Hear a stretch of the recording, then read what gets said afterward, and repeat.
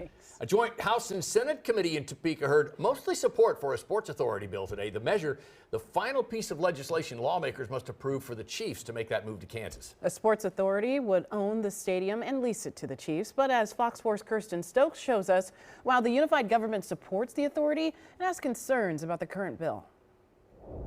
This 9-member new state entity would be in charge of the building of the Chiefs Stadium as well as the maintenance and oversight. But most importantly, what was mentioned today was making sure that both Mayor Bacon and Mayor Watson were a part of that voting committee so that they have a say in what their constituents want when this stadium is built in Kansas City. This is the last piece. The deal is done and the stadium is going to be built.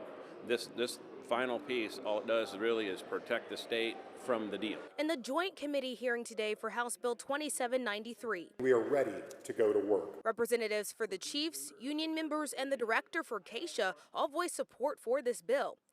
The biggest question brought up, will KCK Mayor Crystal Watson and Olathe Mayor John Bacon be on this 9-member authority board? They change the resolution and don't limit the state, then they'll be on the board and have a say, just like Olathe does.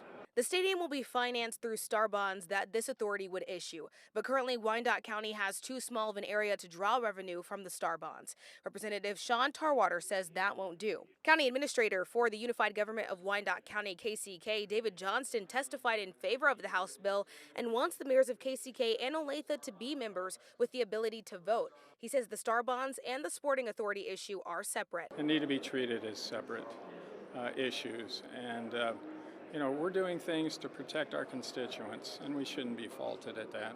Mayor Watson was invited to speak momentarily by Tarwater. Representation is not valid if we have no vote, and so it would be important for us to be able to have that seat. Representative Tarwater says Olathe has an approved star bond revenue area. Overall, they do plan to move forward with this bill.